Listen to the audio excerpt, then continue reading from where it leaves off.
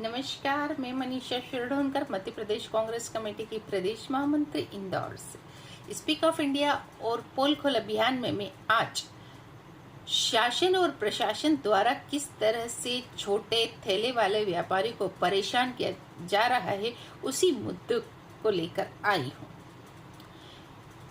इंदौर प्रशासन बना दुशासन, कर रहा है गरीबों का चीरहरण। एक कहावत है, निर्धन गिरे पहाड़ से तो कोई न पूछे हाल। निर्धन गिरे पहाड़ से तो कोई न पूछे हाल, करोड़पति को कांटा लगे, करोड़पति को कांटा लगे, पूछे लोग हजार। वही स्थिति आज इंदौर में छोटे गरीब ठेले वाले व्यापारियों के साथ प्रशासन द्वारा की जा रही है। हिटलर शाही, क्या गजब की व्यवस्था है हमारी सरकार की, ये बीजेपी सरकार की। पहले हम ठेला गाड़ी के लिए व्यापार करने के लिए लोन देते हैं ये लोग, फिर ठेले पर व्यापार करने वालों का ठेला गाड़ी तोड़ेंगे और उनको बेरोजगार करेंगे, सामान रोड पर फेंकेंगे और उनको जेल तक भेज देंगे। बाद में उनसे ठेला गाड़ी की किस्त भी भरवाएंगे। क्या यही व्यवस्था है सरकार की? मैं पूछना चाहती हूँ सरकार से, गरीब ठेला चालकों पर ही क्यों इल्जाम, ठेला चालकों पर ही क्यों दिया चलाइमान का आदेश? क्या वही कोरोना के संक्रामक को बढ़ाने के जिम्मेदार हैं? प्रशासन द्वारा ठेले वाले एक जगह खड़े होकर व्यवसाय नहीं कर सकते। ठेले वालों को एक जगह खड़े होकर व्यवसाय करने पर प्रतिबंध लगा दिया गया है। ये समझ में नहीं आता कि इनकी कहाँ सोच, किस सोच से, किस विचार से ये हिटलर शाही आम जनता पर थोप रहे हैं। मैं पूछना चाहती हूँ इनसे कि क्या एक चाय बनाने वाला, क्या एक समोसे कचौरी बनाने वाला चलित ठेले गाड़ी पे व्यापार कैसे करेगा? उसके पास टंकी भी रहती है, सारी व्यवस्थाएं उसकी रहती है, तो क्या वो टंकी के साथ कैसे चलेगा? वो कैसे चलते चलते चाय बनेगा? वो कैसे चलते चलते समोसे कचौरी तलेगा, बनाएगा? क्या कुछ भी उठाया और फरमान थमा दिया जनता को, उस पर कोई विचार विमर्श नहीं। ऐसा लगता है कि ये सारे विचार किसी अनपढ़ के हैं जिसमें अकल ही नहीं हो। ऐसे हिटलर शाही थोप दी जाती है आम जनता पर। कुछ तो सोचना चाहिए कि आखिर वो ये कैसे करेगा। समझ से परे है, बस थोपना है तो थोप दिया। और यह सब इन गरीबों से पैसे लूटने की तरकीब है इन लोगों की। पहले ही 3 महीने कोरोना की महामारी में ये लोग कैसे अपना घर चलाया, ये इनकी आत्मा जानती है। 1 जुलाई से इन्हें आदेश मिला है व्यापार शुरू करने का और 20 जुलाई पे ये हिटलर शाही फरमान थमा दिया गया है ताकि ये व्यापार नहीं करे, घर बैठ जाए। तो क्या आप लोग इनके परिवार को पालेंगे? आप लोग इनके घर का बिजली का बिल देंगे? आप लोग इनके बच्चों की तनख्वाह पे स्कूल फीस देंगे? आप लोग इनके पानी का बिल भरेंगे? आप लोग इनके सारी व्यवस्थाएं, आर्थिक व्यवस्थाएं, आप इनको पैसा देंगे? नहीं देंगे। तो फिर आप इनको क्यों व्यापार नहीं करने दे रहे हो? क्यों आप इनके साथ इस तरह का व्यवहार किया जा रहा है? एक और जहां शराब की दुकानों पर भीड़ उमड़ रही है, वहां पर कोई प्रतिबंध नहीं है, लेकिन जब एक गरीब कमा कर खा रहा है वहां पर प्रतिबंध लगाया जा रहा है। शराब की दुकान पर प्रतिबंध नहीं लगाया जा रहा है क्योंकि वहां कोरोना नहीं आएगा। शराब की दुकान पे कोरोना आने से डरता है।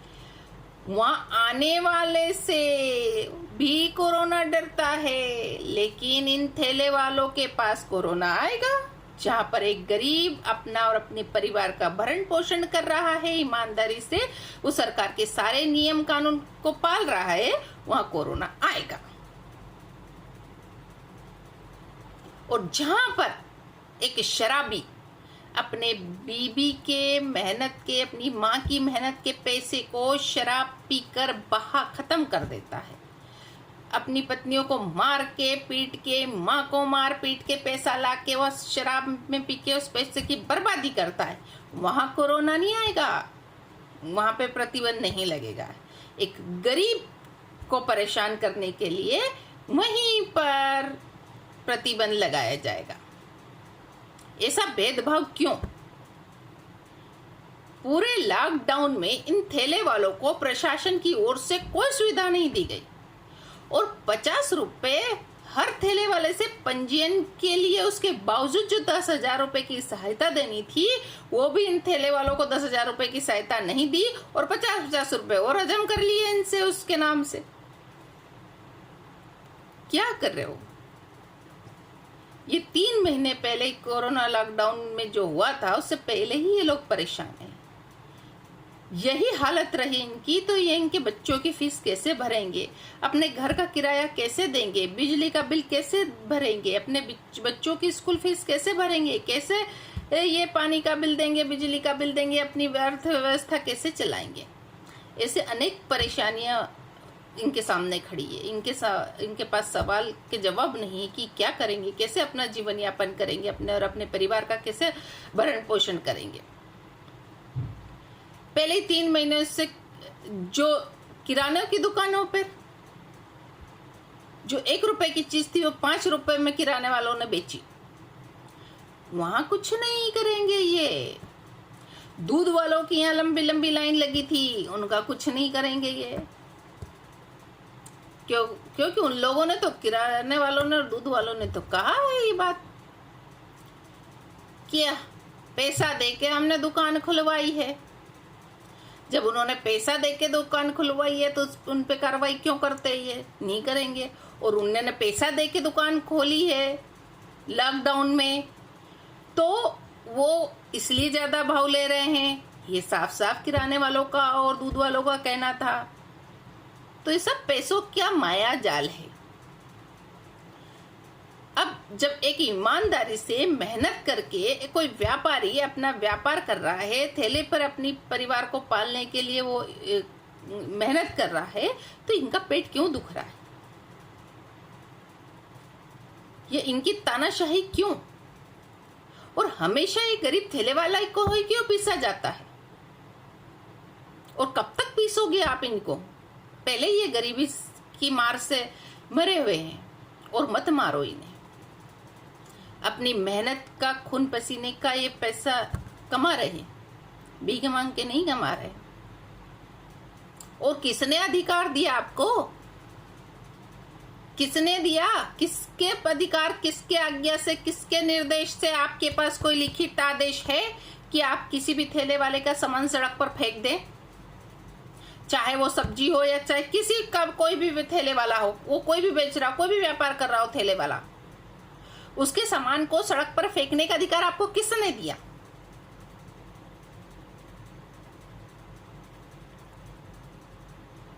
आइंदा अगर किसी ने किसी के ठेले का सामान फेंका तो उसकी भरपाई उस जिस फेंकने वालों को ही करना पड़ेगी। ध्यान रखें ये। और नगर निगम वालों, आपकी ये हिटलरशाही तानाशाही नहीं चलने देंगे हम। ना हम आपकी तानाशाही चलने देंगे नगर निगम वालों, सुन लो, ना आपकी ये दादागिरी चलने देंगे। ये अपनी हिटलरशाही, दादागिरी और ये तानाशाही ये बंद करें नगर निगम। बहुत अति कर दी है। पहले भी जब शिवराज की सरकार आई थी 15 साल, बहुत गरीबों को तला था, बहुत सामान उठा उठा के फेंकते थे। बहुत शौक आता है ना आपको सामान फेंकने का। किसी दिन आपके घरों के सामान फेंका गया ना तो समझ में आ जाएगी आपको।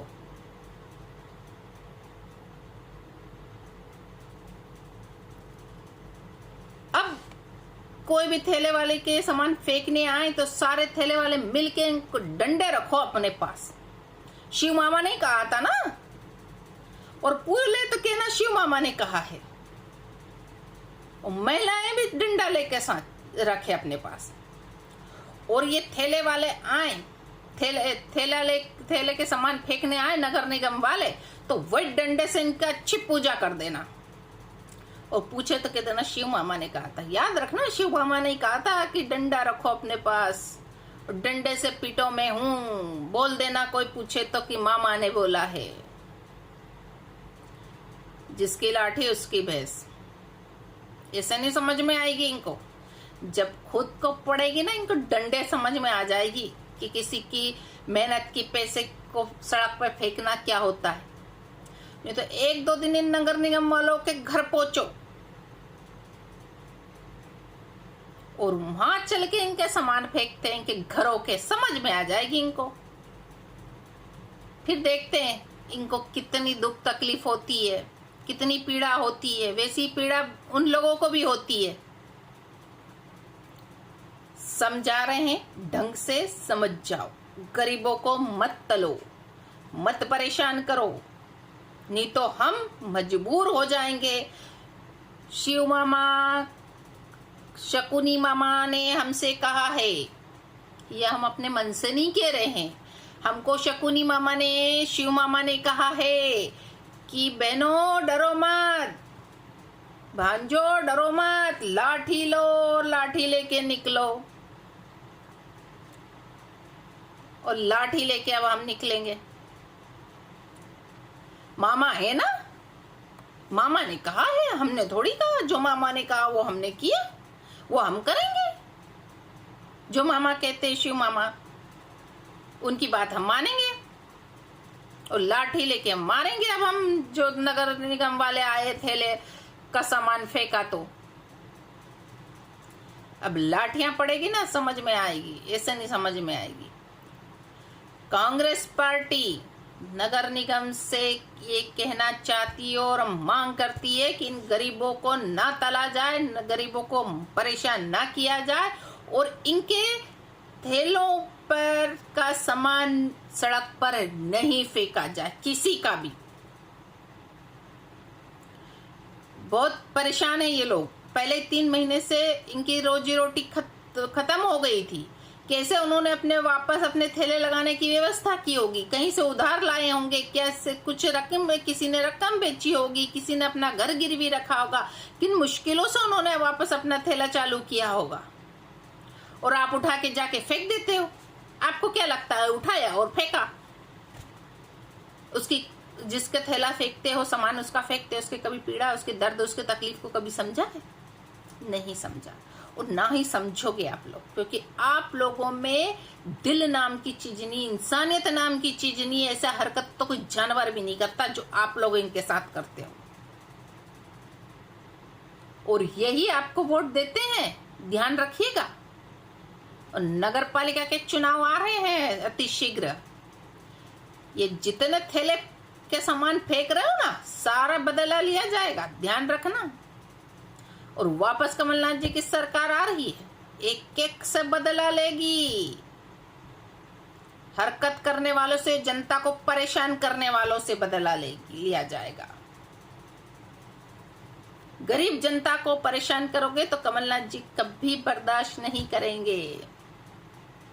वो पूरा हिसाब करेंगे।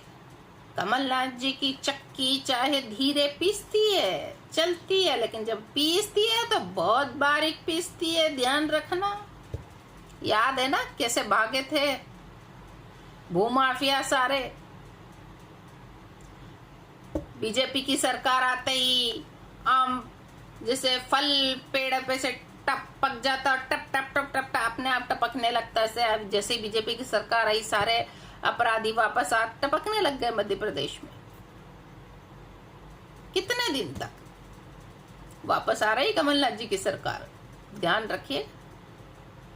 गरीबों को तलोगे तो कमलनाथ जी कभी माफ नहीं करेंगे।